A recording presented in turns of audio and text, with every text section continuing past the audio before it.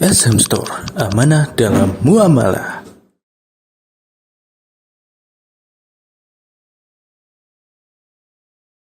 Assalamualaikum warahmatullahi wabarakatuh.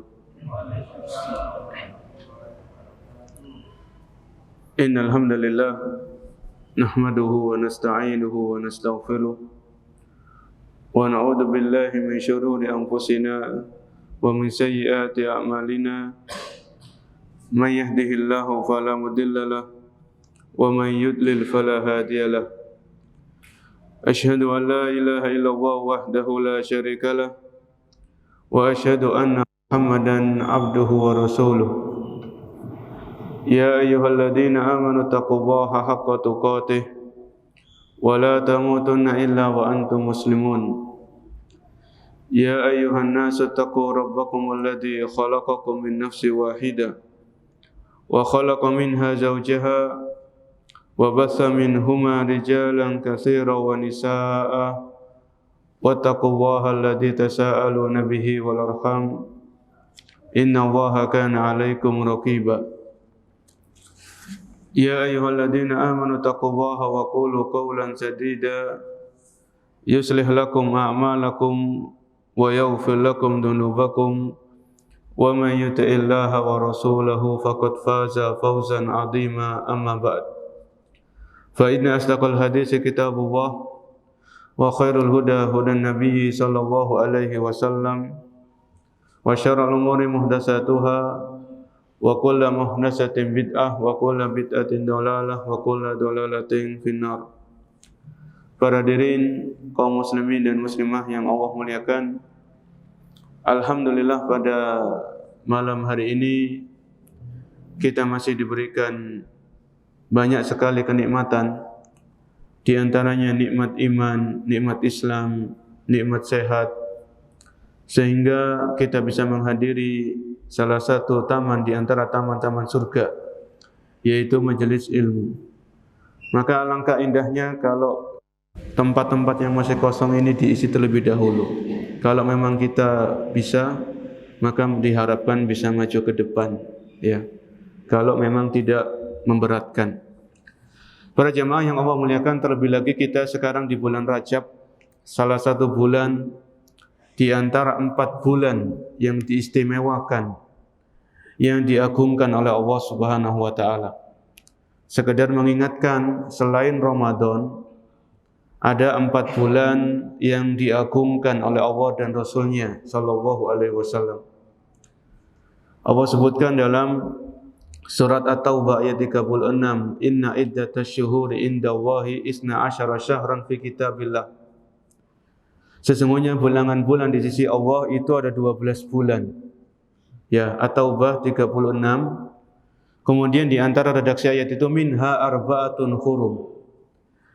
Dari 12 bulan itu ada arba'atun hurum, 4 bulan yang haram. 4 bulan yang disucikan, bulan yang dimuliakan dan diistimewakan.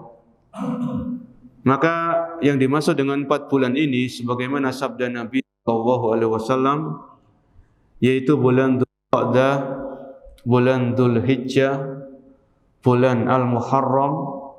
Ini 3 berurutan, Dzulqa'dah, Dzulhijjah, Al-Muharram. Ini berurutan.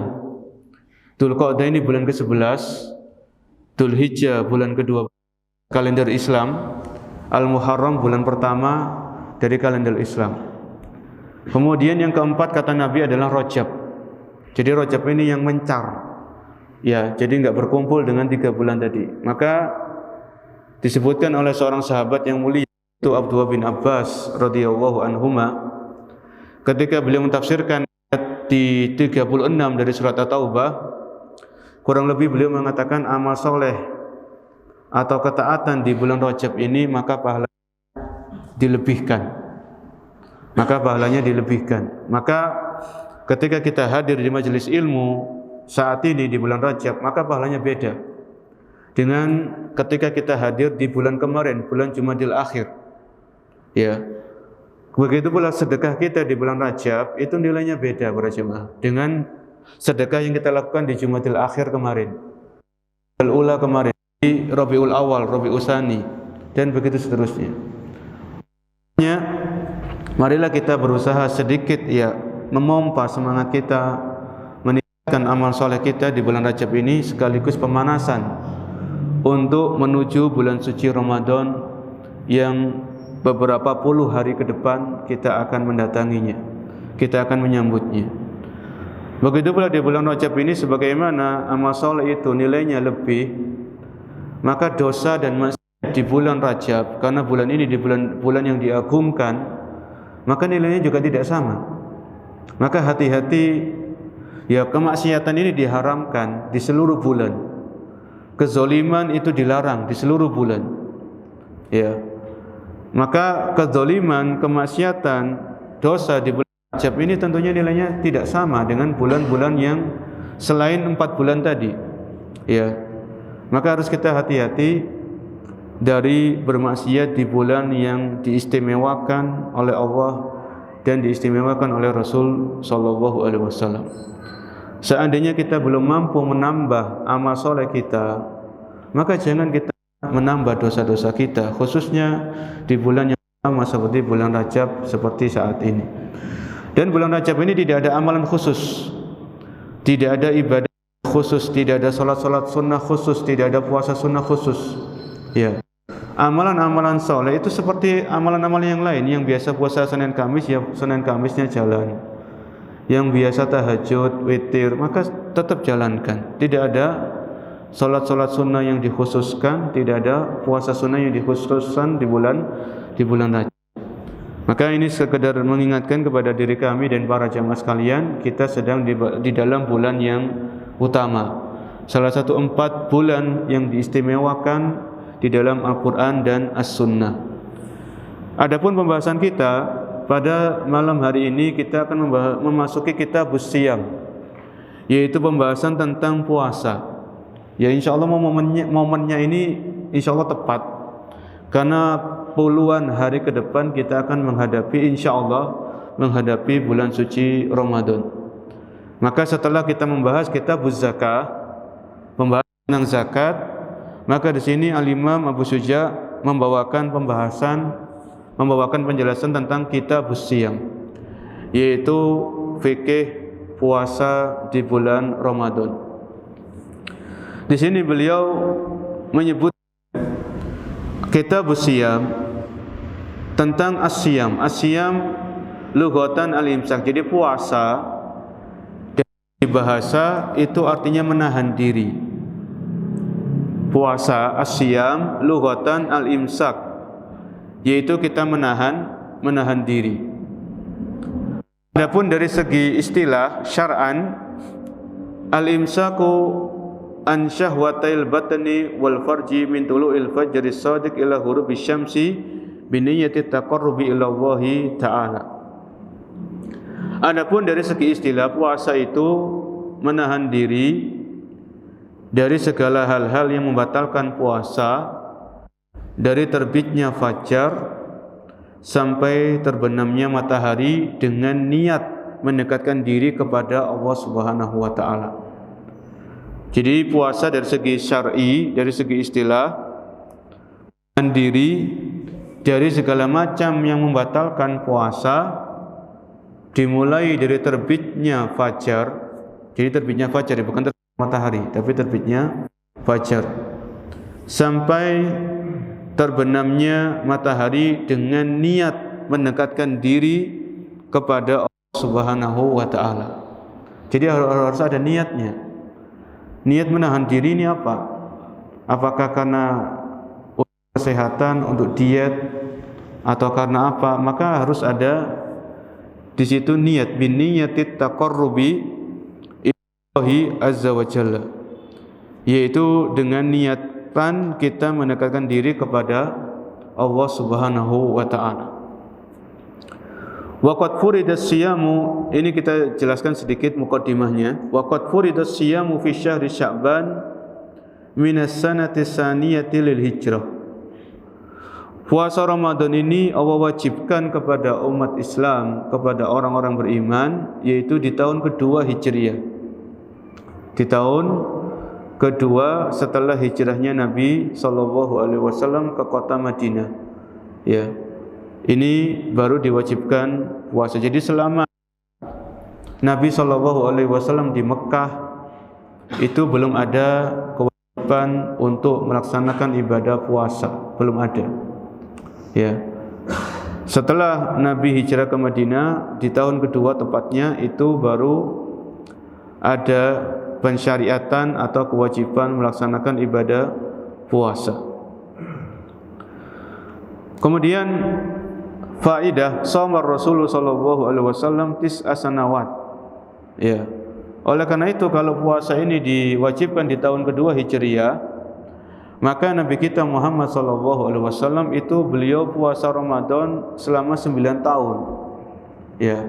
Selama 9 tahun. Karena Nabi sallallahu alaihi wasallam itu di kota Madinah, berdakwah di Madinah selama 10 tahun. 13 tahun di Mekah, 10 tahun di Madinah. Ya, 10 tahun di Madinah.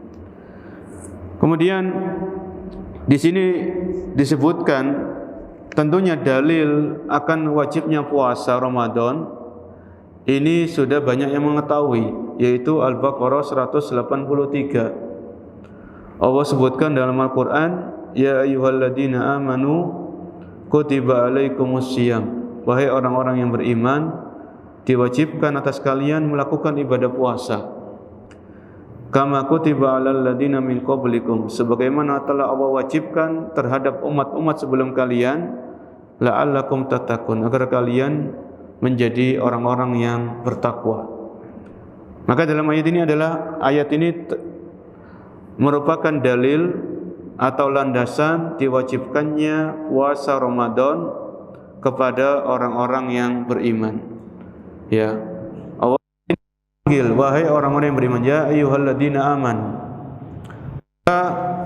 Kalau orang itu mengaku beriman, konsekuensinya dia harus membuktikan. Mana bukti keimanan Anda? Maka bukti keimanan kita adalah kita melaksanakan perintah Allah Subhanahu wa taala. Di dalam ayat ini Allah perintahkan kita puasa, maka kita puasa. Ya. Maka sangat disayangkan kalau orang mengaku beriman, KTP-nya Islam, ya, kemudian dia tidak puasa Ramadan, maka ini mana buktinya? Kalau Anda Muslim, kalau Anda Islam, buktinya mana? Maka buktikan dengan melaksanakan ibadah puasa Ramadan. Ini salah satu bukti di antara bukti-bukti keimanan. Di antara bukti-bukti keislaman kita adalah puasa Ramadan. Rasulullah sallallahu alaihi wasallam bersabda, "Buniyal Islamu ala khamsin." Islam ini dibangun atas 5 perkara. Islam ini dibangun atas lima hal. Syahadati alla ilaha illallah wa anna Muhammadan Rasulullah, yaitu mengucapkan syahadat bahwasanya tidak ada Tuhan yang berhak disembah kecuali Allah, dan bahwasanya Nabi Muhammad sallallahu alaihi wasallam adalah utusan Allah. Wa iqamis shalah, mendirikan salat. Wa ita'iz zakat, dan menunaikan zakat. Wa hajjil bait, dan menunaikan ibadah haji. Wa shaumi Ramadan, dan berpuasa di bulan suci Ramadan. Rawahul Bukhari wa Muslim. Hadis ini diriwayatkan oleh Imam Bukhari dan Imam Muslim. Ya. Ini jelas Nabi sallallahu alaihi wasallam menyebutkan Islam ini dibangun atas 5 fondasi. 5 landasan. Mulai dari syahadat sampai ibadah haji, ya. Ini harus kita perhatikan semuanya, 5-5-nya diperhatikan. Karena setelah pembahasan puasa ini, insya Allah akan ada pembahasan tentang kitabul hajj, tentang pembahasan haji. Ya, sesuai dengan urutan dalam rukun Islam. Setelah kitabus shalah, bahas masalah salat, bahas masalah zakat, bahas masalah puasa, bahas masalah haji. Adapun rukun Islam yang pertama, mengucapkan 2 kalimat syahadat, ini masuk dalam pembahasan akidah, dalam pembahasan tauhid. Ini juga tidak kalah pentingnya. Terkadang orang mengucapkan la ilaha illallah tapi dia enggak paham makna la ilaha illallah. Dia mengucapkan asyhadu anna Muhammadar Rasulullah, dia enggak paham konsekuensi mengucapkan Muhammad Rasulullah itu apa. Ya. Maka ini pegang. 5 rukun Islam ini pegang sampai kita diwafatkan oleh Allah Subhanahu wa taala. Kemudian yasbutu siyamu syahri Ramadan bi ahadi amrain. Puasa di bulan Ramadan itu diwajibkan dengan adanya salah satu dari dua hal. Kapan kita wajib puasa? Kalau terjadi salah satu dari dua hal. Yang pertama, ru'yatul hilal lailatas salasina min syahri Sya'ban.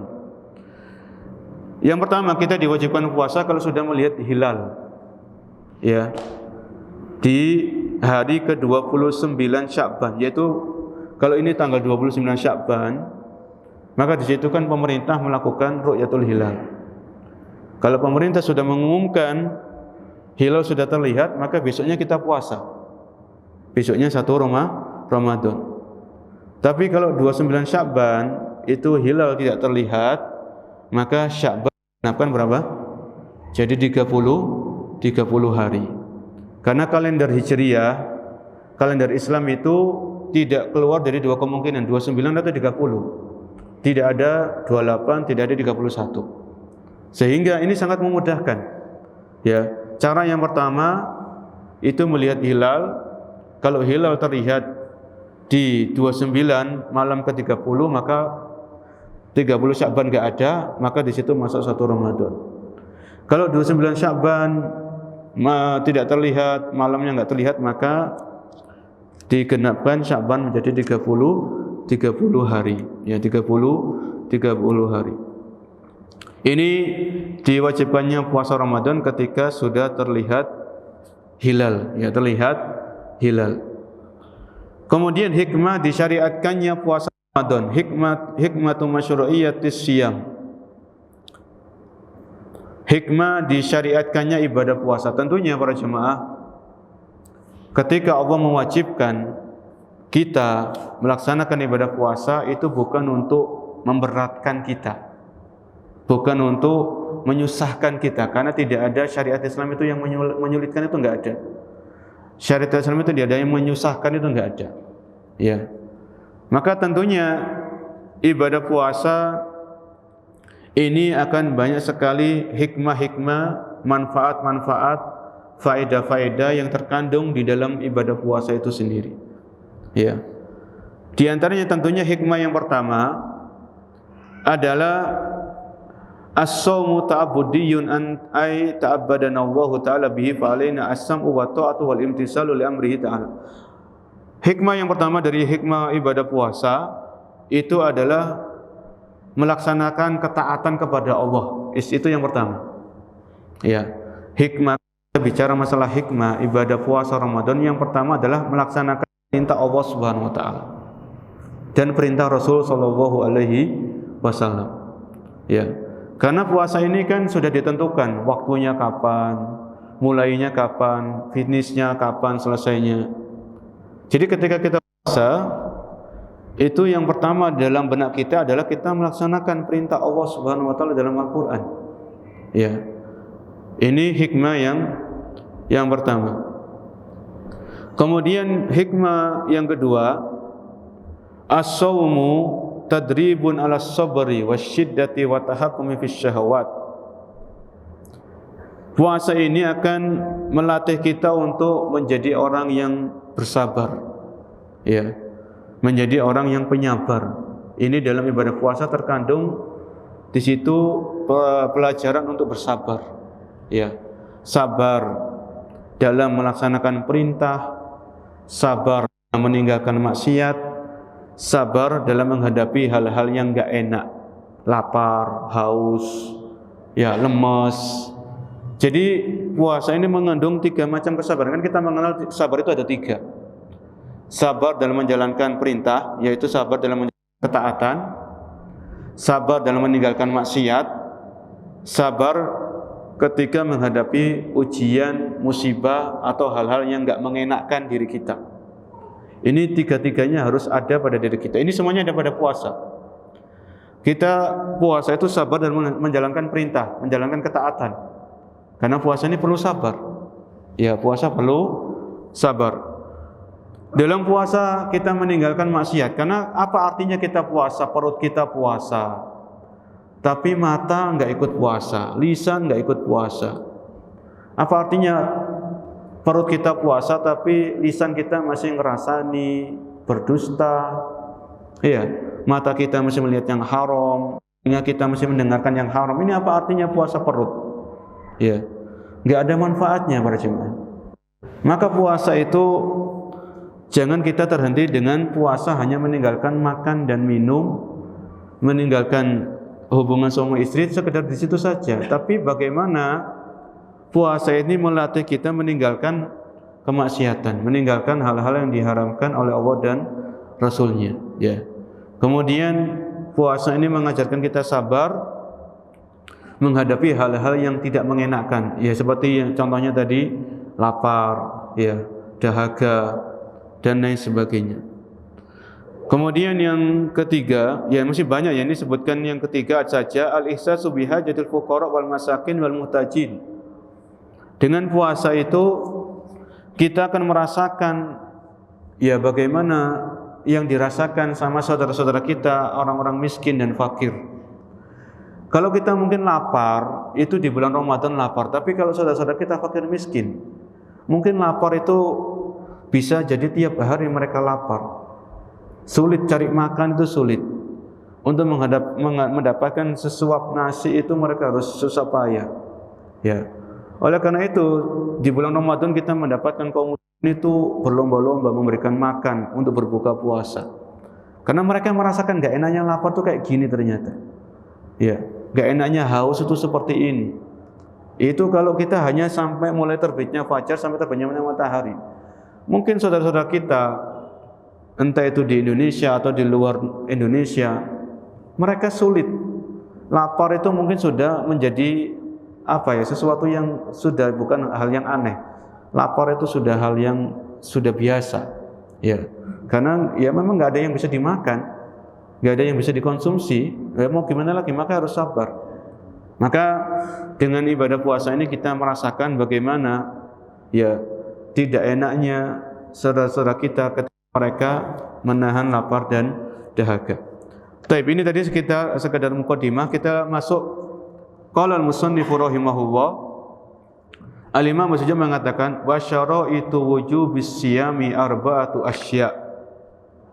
Syarat wajibnya puasa Ramadan itu ada 4 hal. Ya.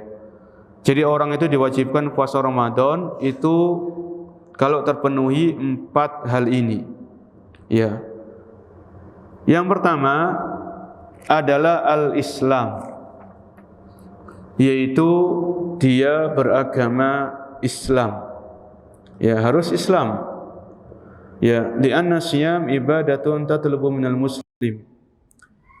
Harus yang melakukan ibadah puasa Ramadan ini adalah orang yang beragama Islam. Kalau ada orang yang selain Islam dia melakukan puasa Ramadan, maka puasanya tidak sah. Tidak diterima oleh Allah Subhanahu wa taala. Tidak bernilai pahala di sisi Allah Subhanahu wa taala. Ya. Maka syarat sahnya, syarat wajibnya melakukan ibadah puasa ini adalah harus beragama Islam. Fal kafiru la yalzamuhu as-shawmu hala kufrihi wa yalzamuhu biqada'ihi ba'da islamihi. Ya, kalau ada orang kafir atau orang non muslim, dia masuk Islam. Dia masuk Islam di tengah-tengah Ramadan. Maka seketika itu pula dia diwajibkan puasa Ramadan. Adapun ketika dia masih kafir, dia tidak perlu mengqadha puasa Ramadannya, enggak perlu. Ya. Karena Islam ini kan menghapuskan dosa-dosa yang sebelumnya. Islam itu menghapuskan dosa-dosa sebelumnya. Ya sudah, kalau sudah masuk Islam, misalnya ada orang kafir, dia mengucapkan kalimat syahadat di tanggal 3 Ramadan. Ya, maka tanggal 4 Ramadannya dia puasa. Dia puasa. Seperti itu. Ya, dia puasa. Wa yu'aqabu ala tarki fil akhirah wa ala tarki jami'i wajibatid din. Jadi orang kafir ini mereka nanti akan diazab karena mereka enggak puasa. Walaupun mereka jadi orang kafir ini selain mereka diazab karena mereka tidak mau beriman, tidak mau masuk Islam, padahal sudah jelas ya Allah mengutus Nabi SAW, Nabi yang terakhir. Ya, Allah menurunkan Al-Quran. Jelas kebenaran Al-Quran ini sangat jelas, gamblang. Maka kalau di akhirat orang-orang kafir ini diazab selain dengan kekufuran mereka, mereka diazab juga karena meninggalkan sholat, meninggalkan puasa Ramadan. Ini mereka akan diazab akan hal tersebut. Ini syarat yang pertama yang disebutkan oleh penulis. Kemudian yang kedua yaitu al-bulu, yaitu sudah mencapai usia balik. Ya, sudah mencapai usia balik. Ya, balik ini kan kalau laki-laki dengan mimpi basah ya, keluar air mani. Kalau perempuan sudah haid ya, sudah haid. Ini tentang syarat yang kedua. Syarat wajibnya puasa itu adalah bagi orang-orang yang sudah balik. Bagaimana dengan anak-anak yang belum balik ya? Anak-anak kita, cucu kita yang belum balik, maka kalau mereka puasa, ya kita latih mereka untuk puasa. Ya, kita latih mereka untuk puasa. Supaya nanti ketika mereka sudah balik, mereka sudah siap untuk melaksanakan ibadah puasa Ramadan. Ya, seperti sholat itu Nabi SAW perintahkan orang tua itu untuk melatih anak, muru auladakum bis sholati wa hum abna'u sab'i sinin. Perintahkan anak-anak kalian untuk sholat ketika mereka sudah usia 7 tahun. Ya, sudah usia 7 tahun, kita memerintahkan anak kita untuk sholat. Mereka belum balik memang, tapi kita latih mereka untuk sholat. Ya, kalau sudah 10 tahun nggak mau sholat, maka dipukul. Dipukul di sini memukul yang mendidik ya, bukan untuk menyakiti, ya, tapi untuk mendidik. Ya, maka puasa ini juga dilatih anak-anak kita, cucu-cucu kita, ini dilatih untuk melakukan ibadah puasa Ramadan. Ya, mungkin sebagian orang kan puasa duhur dulu. Walaupun puasa duhur ini enggak ada syariatnya, enggak ada. Yang namanya puasa tuh ya tetap sampai matahari terbenam. Ya untuk latihan maka bisa. Dulu kalau orang-orang soleh sebelum kita, para salaf, itu juga mereka melatih anak-anak mereka untuk puasa. Ya. Kalau mereka nangis, lapar, itu kasih mainan. Mainan zaman dulu itu kan main dari batu atau gitu ya para jemaah. Kasih mainan. Kalau mungkin zaman kita kasih HP, ya diem langsung, lupa. Tapi ya jangan terlalu lama lah, kan kita tahu sendiri bagaimana gadget itu ada positifnya dan negatifnya. Ya, maka anak-anak ini dilatih, bangunkan mereka ketika sahur supaya kuat untuk puasa. Ya, ketika mereka nangis minta makan, maka kalau bahasa Jawanya diselimurkan. Ya, dilalaikan dengan hal-hal yang lain misalnya.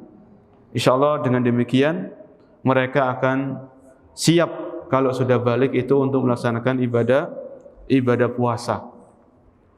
Ini tadi syarat yang kedua. Syarat wajibnya puasa adalah sudah mencapai usia balik. Mungkin sebagian orang ketika sudah balik nggak puasa karena tidak dilatih sama orang tuanya dulu. Ya, tidak dilatih sama orang tuanya. Ini bahkan saya pernah dengar cerita itu ada orang tua itu mendidik anaknya dengan pendidikan dunia tok. Ya, benar anaknya ini sukses. Anaknya sukses luar biasa dalam masalah materi itu luar biasa. Tapi Ramadan nggak puasa, makan di hadapan orang tuanya kayak gitu. Apa nggak ngenes orang tuanya kayak gitu? Nangis para jemaah. Apa gunanya materi yang bernumpuk-numpuk tapi Ramadan nggak puasa? Itu ada terjadi, saya dengar cerita seperti hal itu. Jadi pendidikan ini jangan tertuju pada duniawi saja. Dunia penting, tapi jangan lupa pendidikan masalah akhirat. Ya, kenalkan puasa kepada anak-anak kita, cucu-cucu kita, keponakan-keponakan kita, atau yang semisalnya. Syarat yang ketiga adalah al-aqlu, yaitu orang yang berakal. Ya. Orang yang waras, ya, akalnya masih sehat walafiat. Oleh karenanya wal majnunu marfu'un anhul qalam. Adapun orang yang tidak waras, akalnya terganggu seperti orang-orang yang gila, mereka tidak diwajibkan untuk melaksanakan puasa Ramadan. Rufi'al qalamu an salasatin. Pena itu diangkat dari 3 macam orang, 3 macam kelompok. Anis sabiyi hatta yablugh. Ya. Dari anak kecil sampai dia balik. Wa anin naim hatta yastaiqid, dari orang tidur sampai dia bangun. Wa anil majnun hatta yufiq, dari orang gila sampai dia sehat lagi akalnya. Ya. Jadi ini syarat yang ketiga adalah orang yang berakal sehat, itu yang diwajibkan oleh Allah Subhanahu wa taala untuk melaksanakan ibadah puasa di bulan Ramadan. Kemudian yang keempat, di antara syarat di ibadah puasa Ramadan wal qudratu 'alas shaum, yaitu kemampuan untuk melakukan ibadah puasa. Ya. Jadi harus ada kemampuan, al-qudratu 'alas siyam. Ya. Al-qudratu 'alas siyam. Oleh karena itu, orang yang tidak mampu puasa itu ada 2 gambaran. Ya. Orang yang tidak mampu puasa itu ada 2 macam para jemaah. Al-ajizu, ya, ajzun tari' wa huwa alladhi yurja zawalu ajzihi. Ada orang yang tidak mampu puasa tapi masih permanen, itu selama-lamanya. Seperti orang yang sakit. Ya. Orang yang sakit yang masih diharapkan sembuhnya. Kan penyakit itu kan ada macam-macam. Ada penyakit yang insya Allah itu masih ada kemungkinan untuk sembuh. Ya.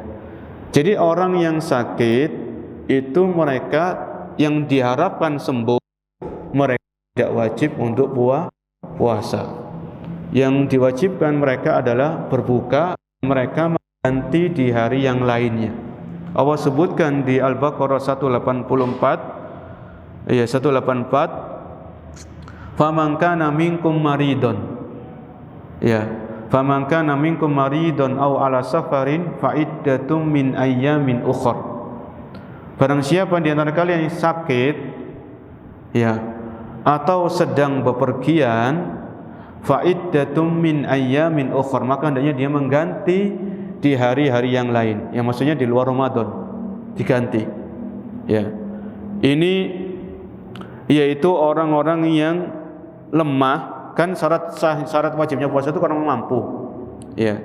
Sehingga orang yang sakit yang tidak mampu untuk berpuasa, maka dia boleh enggak puasa. Dengan syarat nanti dia harus mengganti di hari-hari yang lain. Dan harus diingat, dia sakitnya itu berapa lama, dia meninggalkan puasa Ramadan berapa lama, dia catat. Nanti kalau Allah sudah kasih kesembuhan, maka dia mengganti di hari-hari yang lain, ya, hari-hari yang lain. Adapun yang kedua, orang yang tidak mampu, yang pertama ini tadi, yang tidak ya, termasuk di sini adalah orang yang safar, orang yang sedang bepergian. Orang yang safar ini mereka boleh tidak puasa Ramadan, ya, dengan syarat nanti dia mengganti di hari yang lain, ya. Terus bagaimana kalau orang itu dia safar dan dia masih mampu untuk puasa Ramadan? Maka silakan, ya, selama itu tidak memberatkan. Karena di zaman Nabi SAW itu pernah ada, di zaman Nabi itu orang safar, ya, safar, kemudian dia puasa Ramadan sampai mereka itu pingsan para jemaah, semaput gitu, karena nggak kuat. Apa kata Nabi sallallahu alaihi wasallam? Ulaikal usat, ulaikal usat. Mereka itu orang yang bermaksiat, mereka orang bermaksiat. Wong Allah sudah kasih keringanan. Sudah kasih keringanan, safar boleh enggak puasa. Kemudian ada orang yang memaksakan dirinya, akhirnya enggak kuat sampai pingsan. Ini kan tidak menerima apa yang Allah berikan Allah kasih keringanan, kita enggak terima, enggak menerimanya, enggak mengambil keringanan tersebut. Ya. Maka orang yang puasa ini dilihat dulu keadaannya. Kalau memang dia merasa mampu, kuat, maka silakan tetap berpuasa. Tapi kalau dia ragu, saya kuat enggak ya nanti ya. Apalagi misalnya pas Ramadan, ya umroh misalnya, perjalanan umroh kan lumayan, 10 jam di pesawat misalnya. Ya walaupun cuma duduk tok, tapi kan kadang orang sebagian enggak kuat. Maka kalau memang kita ragu, wis enggak usah puasa dulu, enggak masalah. Ya, memang kalau kita yakin kuat dengan izin Allah, kita puasa saja. Karena puasa di Ramadan itu kan banyak temannya gitu ya para jemaah ya, banyak barengannya. Kalau kita mau qadha, barengannya siapa? Kan jarang. Kalau qadha biasanya masing-masing. Jarang qadha itu kita mengqadha bareng-bareng kan jarang. Ya, itu para ulama memberikan perincian. Jadi kalau safar ini, kalau memang mampu puasa ya puasa, tapi kalau enggak mampu jangan dipaksakan, ya jangan dipaksakan karena Allah Subhanahu Wa Taala sudah memberikan yang namanya keringanan, yang namanya apa? Keringanan. Gambaran yang kedua, ya orang yang tidak mampu ini adalah orang yang permanen, sakitnya itu sudah. Ya, para dokter mengatakan nggak bisa disembuhkan dan itu menghalangi orang ini untuk puasa. Ya sudah mau gimana lagi? Ini tidak mampu yang kedua. Ya ajzun daim wa huwa alladzi la yurja zawaluhu. Ya. Kalau ada orang sakit yang sakitnya itu nggak bisa disembuhkan, sakitnya sifatnya permanen sampai orang ini mati, ya penyakit itu tetap sama orang ini tadi. Ya. Maka apa solusinya? Orang ini enggak wajib puasa Ramadan wa fayajibu alaihi al-it'am an kulli yaumin miskinan. Ya. Dia wajib memberikan makan kepada orang miskin. Ya. Satu hari satu orang miskin berjemaah. Ya, jadi katakanlah ada orang sakit permanen misalnya. Ini nggak bisa sembuh dan orang ini kalau puasa itu setengah mati, ya sudah dia nggak perlu puasa Ramadan, dia mengganti dengan memberikan makan kepada orang miskin. Satu hari Ramadan satu orang miskin kasih makan sampai kenyang. Ya, maksudnya pas buka puasa kan orang juga wajib puasa, ya wajib puasa juga. Pas buka puasa kasih dia, ya kasih porsi mengenyangkan, benar-benar juga. Ya, kalau perlu yang enak menunya supaya itu ketika menyantap makanan. Ya, ini kata para ulama itu. Wa yut'imu kullama yusamma ta'aman min tamrin aw burrin aw ruzzin aw ghairihi. Ya. Wa amma miqdaru fayarji'u fihi lal urf wa ma yasul bil it'am. Fa in ghaddal masakin aw asyahum kafahu dzalika an fityah. Ya. Jadi yang penting memberikan makan kepada orang-orang yang miskin, orang-orang fakir. Ya, satu hari yang ditinggalkan itu cukup satu orang miskin. Ya, maka ini diantara perhatian Islam kepada orang fakir miskin. Ya, perhatian Islam kepada orang miskin, mereka kasih makan, khususnya bagi orang-orang yang tidak mampu untuk berpuasa, tidak mampu lagi untuk berpuasa. Termasuk dalam hal ini yaitu orang yang tidak mampu puasa adalah orang yang sudah tua. Ya. Orang yang sudah tua dia enggak mampu untuk puasa karena sebagian orang memang dia sudah tua, dia lansia tapi masih kuat untuk puasa. Ya masih kuat untuk puasa. Kalau memang asy-syaikhul kabir, ya orang yang sudah tua dan kesulitan, ya setengah mati untuk melakukan puasa, maka boleh dia tidak puasa Ramadan, dia memberikan makan kepada orang-orang miskin, seperti orang yang sakit tadi, orang yang sakit permanen, ya, memberikan makan kepada orang-orang miskin. Amma an waqtil it'am fa huwa bil khiyar. In syaa fada an kulli yaumin bi yaumi wa in syaa akhara ila akhir yaumin. Ya. Insyaallah nanti setelah azan kita lanjutkan sedikit. Ya, kita sekarang sudah masuk waktu Isya, kita dengarkan azan terlebih dahulu. Wallahu a'lam bissawab.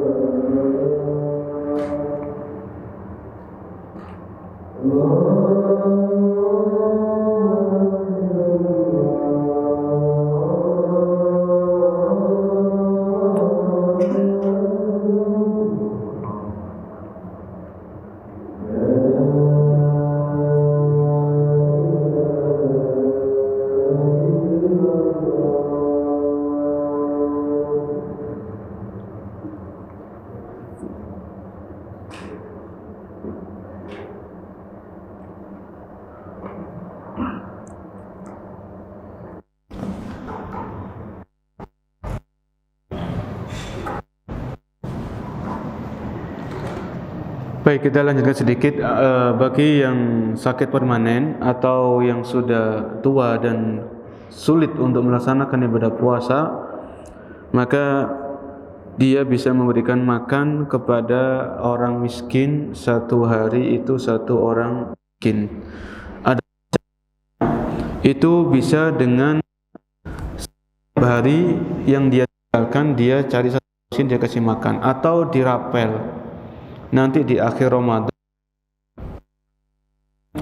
orang nggak puasa sudah sampai hari ke-20, ya, 20 orang miskin dia kasih makan sampai kenyang, itu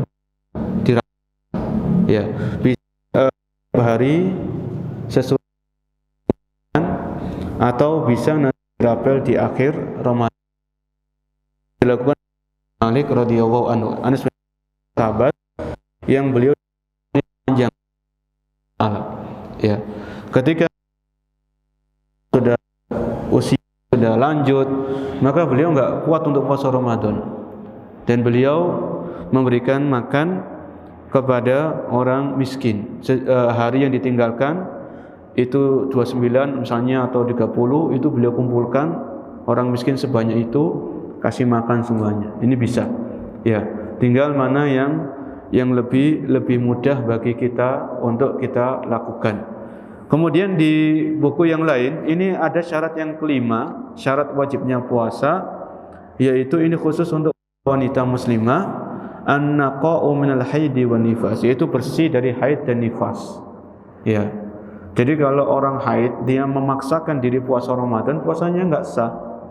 Ya. Puasanya tidak diterima oleh Allah Subhanahu wa taala. Dia harus suci dari haid dan nifas. Orang yang haid dan nifas ini tidak wajib puasa Ramadan, nanti dia wajibnya mengganti atau mengqadha di hari yang lainnya. Ya, sesuai dengan hari yang ditinggalkan. Ini untuk wanita, yaitu harus suci dari haid dan nifas. Adapun istihadah, orang istihadah maka tetap boleh untuk puasa Ramadan. Wanita muslimah yang mengalami darah istihadah, maka dia tetap diperbolehkan atau dia tetap diwajibkan untuk melaksanakan ibadah puasa Ramadan. Mungkin ini yang bisa kita sampaikan berkaitan dengan syarat wajibnya puasa. Itu ada 5, yaitu Islam, balik, berakal, dan memiliki kemampuan. Kalau yang wanita harus suci dari haid dan nifas. Mungkin ada yang menambahkan atau ada yang bertanya, kita persilakan.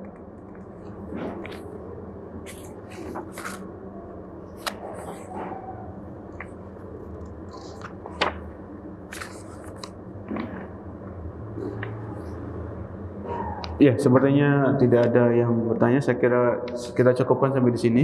Semoga apa yang kita bahas menjadi ilmu yang bermanfaat. Ya, marilah kita bersemangat untuk menambahkan amal soleh kita, meningkatkan ibadah kita, karena kita berada di bulan yang mulia, salah satu bulan yang diistimewakan oleh Allah dan Rasulnya, yaitu bulan Rajab. Kurang lebihnya saya mohon maaf.